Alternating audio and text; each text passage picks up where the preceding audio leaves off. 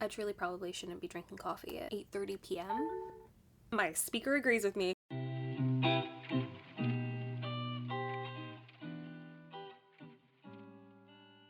Hey, World is Paige, and for the past week, I have only read romance books. And let me say, friends, the serotonin is thriving. To be honest, contemporary romance isn't a genre I find myself leaning toward, or at least it wasn't a genre I leaned toward until we were in the middle of a goddamn pandemic. It just always felt like the sort of books I would read in the summer because it's sunny and those stories are usually a lot more lighter and like fluffy and fun to read. But recently I remembered like I used to read romance a lot more when I was a teenager and I had so much fun doing it, so why don't I do it more now? And I had a bunch on my shelf that I wanted to get to, so that is what I did for a full week as a treat for my brain. So I finished 4 books in the past week, but I have 2 other books that I previously read like relatively recently, so I decided to just loop those in as well to talk about them since I haven't spoken about them on my channel properly yet. So first we're actually going to start with one that I read for the Read-A-thon back at the beginning of August. Wow, I've read 10 books this month. My brain can't handle the fact that I can actually read during the month if I put my mind to it. But this book was really interesting and I really enjoyed it, and it's actually what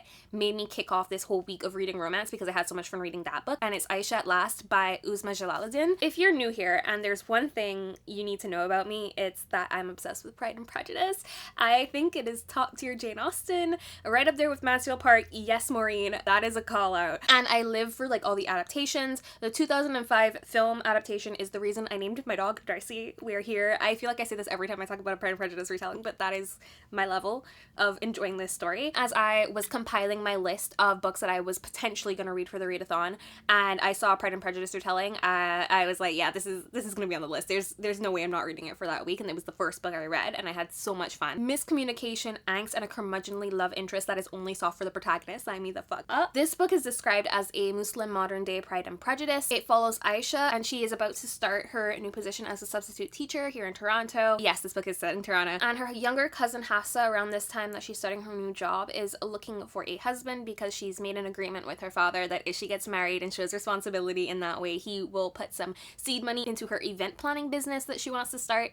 So Aisha and Khalid run into each other at this lounge where she sometimes performs her poetry. There is a miscommunication. He judges her preemptively. She is not impressed by that. The classic run-in. And so they start off on the wrong foot, and then we're given some mistaken identities and some motherly interference, and Khalid ends up thinking that he is engaged to Aisha, who he likes, but he's actually engaged to her cousin. 10 out of 10.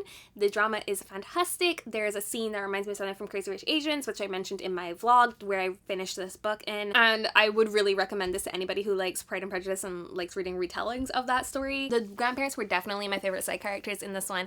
The granddad's really sweet and he just like quotes Shakespeare all the time, and the grandma, she like tries to interfere and get things to work in Aisha's favor, but she also understands like kids need to make mistakes. I just really enjoyed like their presence in the story. I wish we had more time with Aisha's mom because she seemed to have like a really interesting backstory, but we get a little bit of it toward the end, but she spends most of the book working. This story was just really fun and exactly the right way for me to kick off that reading week, especially because I'd been in a sort of a slump. Ballad of Songbirds and Snakes, that has followed me since May when I read it. I have been like, my reading was destroyed for the past couple of months, but this book really like took me out of the funk and made me really want to read more romance books. And the author just actually recently announced that her second book is coming out next year. Hannah Khan Carries On, which is described as you've got meals set into competing halal restaurants, which just sounds so good, and I'm 100% gonna be picking up. I was so excited when I saw the announcement. I am ready for that serotonin to just like inject it straight into my brain. But moving on to the first actual book that I read during this romance week, and it is The Best Laid Plans by Cameron Lund. The reason that one was actually further up on my list that I picked it up for the week was because Jordan from the Jordan Journals, she was reading it back when we were in Mexico for Connor's wedding, and I remember her saying that she really liked it, so I decided to pick it up, especially because I haven't been reading a lot of YA, so I thought like this was the perfect opportunity to check a book off of my list. Also, I'm going to break in here to give you my disclaimer that yes, I work for Penguin Random House Canada, and so I have to disclose that fact because when I talk about books that we publish, I am partially biased because I like my job. I think it took me the first 2 days of this week to read this one. It was so quick. And overall, I mostly enjoyed it. The romance trope in this one is best friends to lovers, but it's like the specific best friends to lovers where one of them has always been interested in the other one and the other one just never realized. And again, if you are new here, I really like friends to lovers as a trope. I enjoy it. I like that there is a previously established relationship. It just feels a little bit more healthy sometimes and more realistic sometimes than some of the other stories. But this follows Keely. She is the only virgin left in her friend group after her other friend loses her virginity at her 18th birthday party, and she decides, okay, like this is it, this is my time, I'm gonna do it because like what am I waiting for? And she meets this hot guy named Dean who's in college and totally the kind of bro who would say to you that you didn't like the Joker because you didn't get it, and she decides like maybe he's the person she should lose it to because like he's the coolest person she's ever met or whatever, but she's not comfortable with him. So she decides to ask her best friend Andrew, who is like known to be a player and hooks up with a lot of girls, and that is a bad choice for many reasons. I do feel like the author tried to explore some like pretty serious topics in this book, and specifically the double standards between the way women are not encouraged to fully embrace their sexuality. Hello, look at this entire conversation that has been seen around WAP when it was released, compared to the way society really reveres men who have a lot of experience. And this was the area where the book sort of stumbled for me, because like while I appreciated the discussions that were being had, especially for like the teen audience that would hopefully find this book, there's still emphasis placed and sort of like a pedestal put upon losing the virginity, because like even though she doesn't lose in the way she anticipates she's going to, it still works out perfectly for her and the bow wraps up, which sort of felt kind of like an antithesis of what the book is trying to say in a way. Also, a lot of the female characters put each other down because they're sort of like that popular toxic friend group where they don't really like each other but they hang out together because they're all popular, and I don't mind reading those kinds of narratives. I don't think everybody has to get along in a book for me to enjoy reading it, but I understand like there's some people were concerned by the fact that it sort of also goes against the more feminist elements of this book if the characters are constantly slut-shaming each other and not really discussing it on the page in a significant way. For the most part, the love interests fill their roles. Dean is a sketchy asshole. We don't like him. You're never supposed to like him. He just seems weird. Why is he with this young high schooler when he is literally in college? Andrew, for the most part, was a likable best friend character, except when it was revealed that the only reason none of the guys at the high school that they went to in their friend group ever expressed interest in Keely was because Andrew was sort of secretly possessive over her. I did not like that reveal when I figured out what was happening. That just was a big red flag in my adult brain. I was like, that is not what you want. And I like that she sort of calls him out for it, but then she immediately forgives him like immediately afterward and they have sex, and it's just like, okay sis, might want to think about that, but we will let you, just not because you were literally 18 years old. You don't have like your full facility. Overall, it was a pretty funny story. Like, I do like the author's writing style. She does make me laugh. The scene that stood out the most to me was there's a scene where the group of teenage girls go to a college party because they're invited by Dean to come hang out,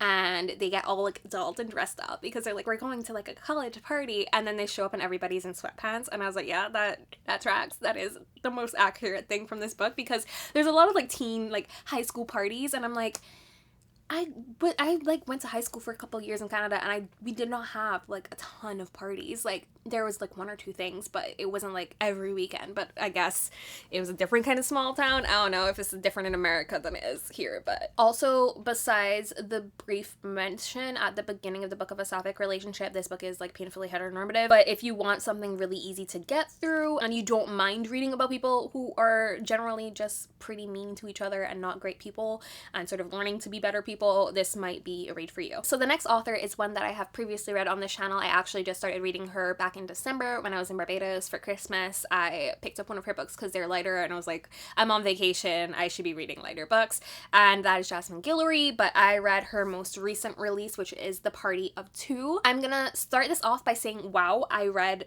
not one, but two political romance books this week, and that was completely unexpected. I was not expecting to pick up the second one that I did. That was just like a spur of the moment choice when I was looking for my final read, but I didn't completely hate my life while I was doing this. It was actually okay. I was worried. I was very worried because I saw somebody's video about this book recently who said that they really did not like it, and I was worried about like maybe it was the politics element, like maybe there was something there that was going to be problematic, but no, he was very left-leaning, which was thank you. This book follows the sister of the protagonist from the wedding date, and if you've seen me read Jasmine's other books on my channel, if you've been around, you would know that I didn't particularly enjoy her first book because I felt like the writing was a little bit weak. It felt a little bit too colloquial. There was a lot of ellipses. It was just a very different writing style to how she writes now, and I felt like back then her writing was solely on the romantic element, and it didn't feel like the characters existed outside of the moments they were together. I didn't feel like any of the other surrounding characters actually existed, but she has significantly gotten better with each book that I've read from her. The only book I haven't read is The Proposal, and I'm sort of reluctant to go back to it because it was her second book, and since I really enjoyed the third and fourth books, I feel like it would be taking a step back, and I'm kind of fine with not reading it, to be honest. I'm like excited for her next book that's coming out. I haven't read her holiday book either, but that one I might go back to around Christmas time because that was the one that was released just before Party of Two. Olivia is a successful lawyer. She's just returned to LA to start her own law firm with her best friend, and when she's staying at this hotel for the first 2 weeks before she settles into her new house, she runs into Max Powell. He is like this hotshot, just hot, powerful senator, and like romance ensues. It is a very basic plot. It's very similar to all the other plots in the books that she's written so far. Like all of her characters for the most part are very like successful, career driven women and very successful men, and then they just meet and sparks fly. But the main conflict of this story is because Max is a senator, he has a lot more public attention on him, and she is a very private person and she likes to think things through more, while he is more impulsive, he's more hot-headed, he will jump into things immediately while she likes to think things out. So that was where the main conflict was, that she wanted to be more private and she wasn't sure if she was ready to step into public with him so soon, while he was very much like a let's just do everything because he does not think things through, which is a problem. And I really liked this book specifically because all of the conflicts was more character driven. Their personalities are so different. How will this work? And I thought that was really interesting and different compared to like a lot of her other books where they're more plot conflicts. I will say, if you are the kind of person that likes her earlier books where it was like more romance heavy, lots of sex, like not really a lot of external plot, this might not be the book for you. This might be a little slow because there's like one sex scene that I remember and then everything else is like fade to black, which by this time finished other books on my list which were a lot more spicy, and I was maxed out and I was like, I just need soft, sweet books, and this was definitely that. And then like also, as with Jasmine's other books, this one was very heteronormative. I'm gonna keep reading her because I do, like I said, think she is improving her writing, and I'm really curious to see where she goes and like what other stories she tells. I do think I know what the next book is gonna be, like who it's gonna be on, because there's this character in this book that we're introduced to and I'm like, that is who, based on her other previous writing, I think that's who we're gonna get the next story on, and I'm ready for it. I think it's gonna be great. But I would recommend reading this one. I do think, like, if you haven't read any of her other books, this one would be fine to jump into. You just want to understand, like, some of the characters, like, you wouldn't realize. Like, the Easter eggs in this book, which necessarily don't really add much to the book. So I listened to 2 books this month, both of them from the same series, and they're the spicy books I was previously talking about that, like, maxed me out, one of them specifically, and those are A Duke by Default and A Prince on Paper by Alyssa Cole. I actually listened to A Prince on Paper first because I had trouble finding A Duke by Default on the app that I use, but my friend who works for that company helped me and got me A Duke by Default, so I listened to that one second. But really, you don't have to read these books in order. I would say read A Princess in Theory first, which I did back in February for House Salt Book Club, and I've always meant to listen to the other books since then because I really enjoyed that experience and I finally got around to it. I would say, like, once you read that first book, you could pretty much read these in any order. Like, you'd be spoiled for who the couple's gonna be, but like it's pretty obvious anyway from the covers, so I don't think you're really being spoiled in any real significant way. I really enjoy the narrator for this series, and I think that's why I gravitated more toward listening to these books instead of reading them. I'm still trying to find my next romance listen. I have a couple credits, so if you have any suggestions for listens that you really enjoy, let me know. It was dangerous at some points to be listening to these audiobooks because when things got steamy, I would either be exercising or cooking, and I almost dropped my knife at one point, which I will get into later. This book follows the best friend of the protagonist from A Princess in Theory. Portia is a hot mess. She's trying to get her life together,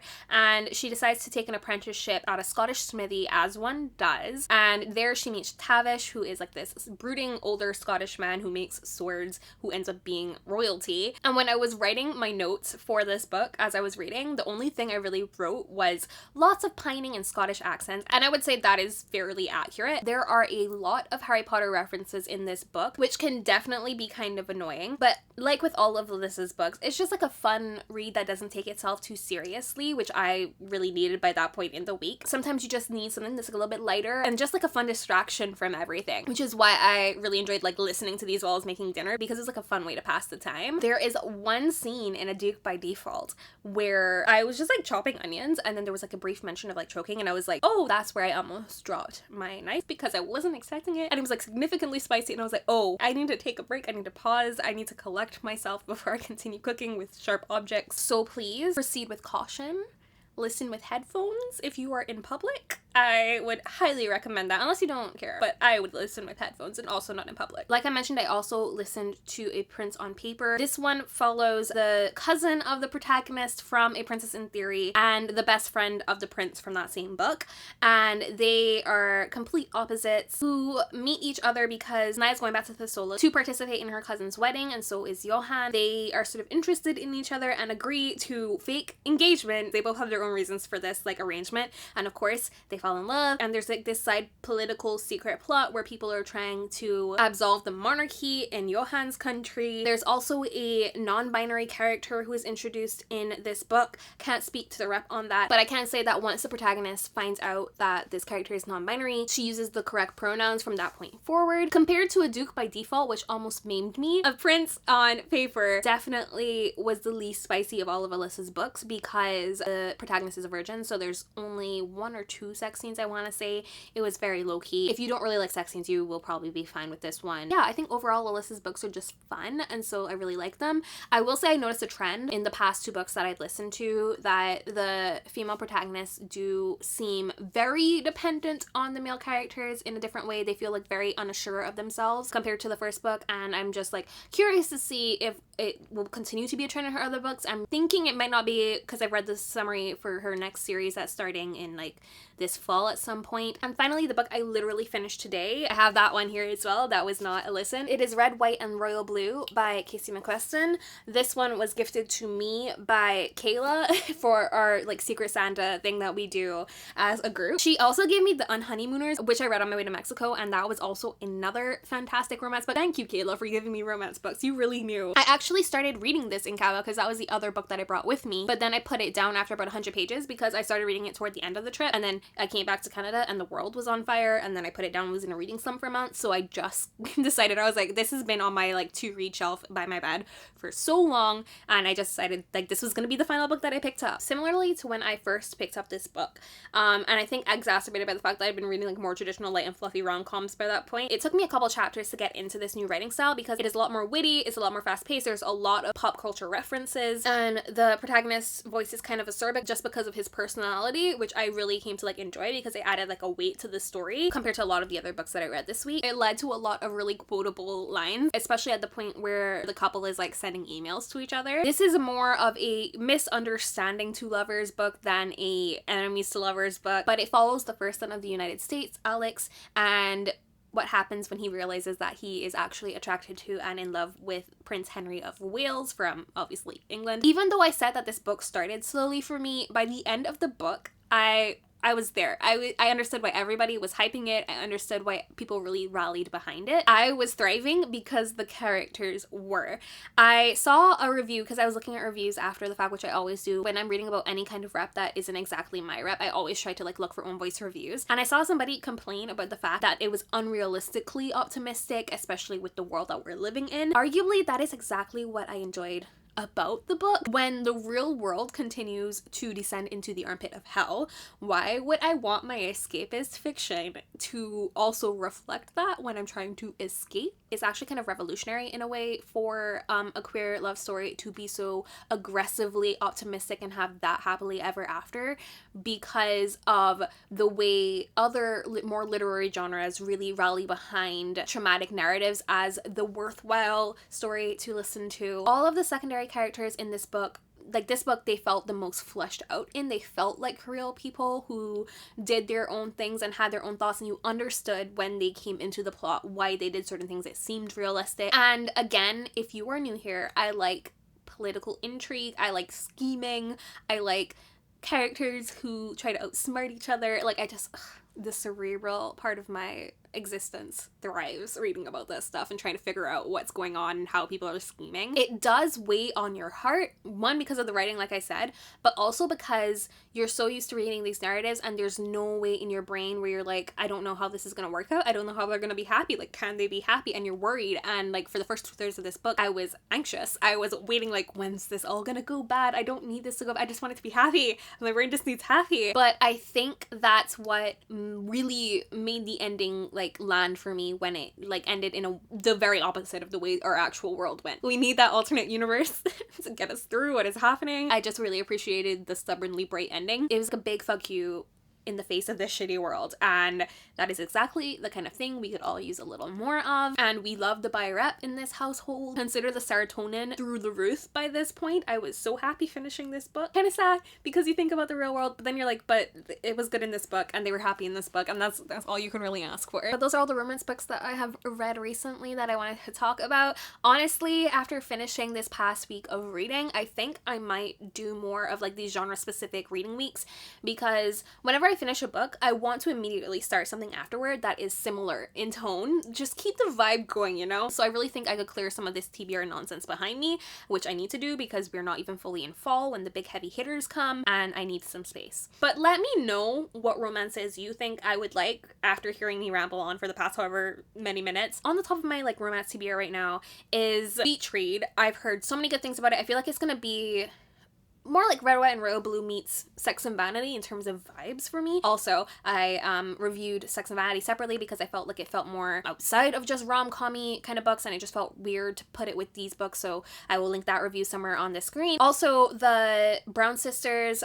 series by Talia Hibbert is on my list because everybody's raving about those books right now, and I almost read one before I realized I own Red, White, and Royal Blue and I still haven't finished it. And I know that Alyssa Cole is coming out, like I mentioned, with a new book later this year that I definitely am just gonna add to my audiobook collection. So those are like the top of my list right now, but if there are any other romance books that you think I would enjoy, let me know. I might have read them before, but I might not have. My friend was recently talking about the J.R. Ward series, which was one of the series I used to read when I was a teenager. They're so bad. They're so bad.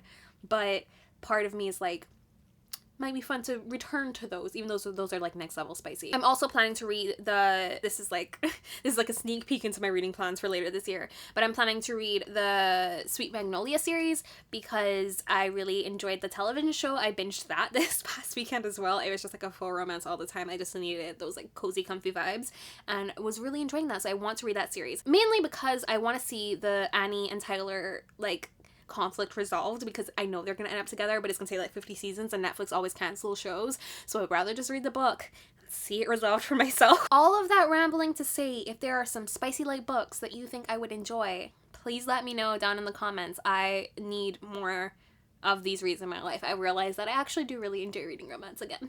It's great. It is definitely escapist. Usually I don't lean toward like escapist books. I like learning about like society. I like books that like genuinely reflect society. I feel like those really like impact me deeply, but I've just realized escapist reading is great. It's fantastic. I get it now. I'm gonna go because I have to start the House Salt Book Club and the Bashment Book Club picks, but after those books I will be back on track for reading a book a week. That is the power of romance, guys. I caught up with my reading goal.